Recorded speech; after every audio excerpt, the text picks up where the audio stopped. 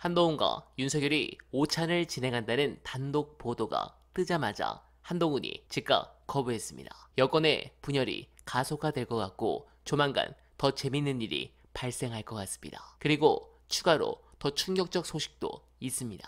이 기사를 보니 설마 비선 논란을 덮기 위해서 이슈를 만든 겁니까? 저는 영수회담이 취소될 가능성도 있다고 생각합니다. 오늘 뉴시스 보도에 따르면 대통령실 관계자는 사견임을 밝히며 윤 대통령이 다음 주 이 대표와 회동을 약속했기 때문에 새롭게 인사를 하기도 어려운 상황이라고 설명했습니다. 그는 날짜, 의제, 형식 등을 조율해야 하는데 새로운 참모들이 오면 업무에 적응하기도 전에 야당과 만나게 되는 셈이다. 사실상 쉽지 않다며 일단 이 대표와의 회동이 먼저 이뤄질 것으로 보인다고 말했습니다. 취임 후 첫 야당 대표와의 회동인 만큼 윤두창과 그동안 합을 맞춘 기존 참모들이 준비에 총력을 다한다는 뜻이긴 하지만서도 보수 지지층 내에서 실망감이 커지며 지지율이 추가로 급락할까봐 한 발 뺄 가능성도 커 보입니다. 현재 대통령실과 여권 등에 따르면 한호섭 정무수석 비서관은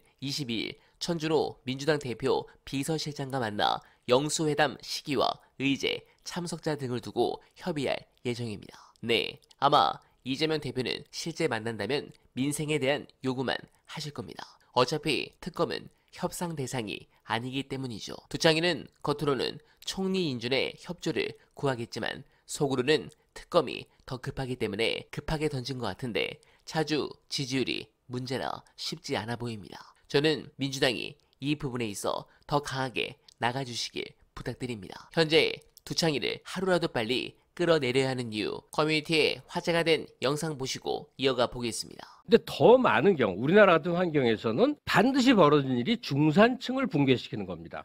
의도적으로? 네, 중산층이란 주권의식이 강하고 헌법 가치를 중요시하고 자기 목소리가 큰 집단이에요. 네. 그러니까 컨트롤하기가, 통제하기가 어렵지. 어려워요. 네. 그렇기 때문에 중산층을 붕괴시키는 대신 다수의 중산층을 저소득층 7, 80%로 떨구고 어마어마한 자본력과 힘을 가진 상층부로 이원화시키는 거예요. 이 작업을 열심히 가속화시키면 안정적인 영부 집권 체제가 마련된다 하는 거예요. 그러니까 의도적으로 하는 거죠. 중산층을. 그게 가령 내수 경제가 이제 우리나라의 축인데 민간 소비와 정부 지출 두 축으로 이루어지잖아요. 네. 세금을 극단적으로 적게 거둔 다음에 정부 지출을 확 줄여버려. 그러면 어떻게 돼? 보조금 받던 자영업자들이 700만이 다 빈곤층으로 굴러 떨어지는 거예요. 중산층을 엄청나게 3년 동안 남은 임기 동안 줄여버리면 처음에는 저항을 하나 이들이 하루 벌어 하루 먹기 살고 하면서 미래에 대한 희망이 없어지면 저항 의지가 꺾인다 하는 게 역사적으로 증명된 사실이에요. 그래서 강력한 상류층과 대부분의 하류층으로 사회를 이원화시키기 위한 노력을 해요. 네. 그걸 의미하는 정부의 발표가 바로 건전재정입니다. 네, 공감합니다. 연성 쿠데타 이미 시작이고 실제 성공했죠.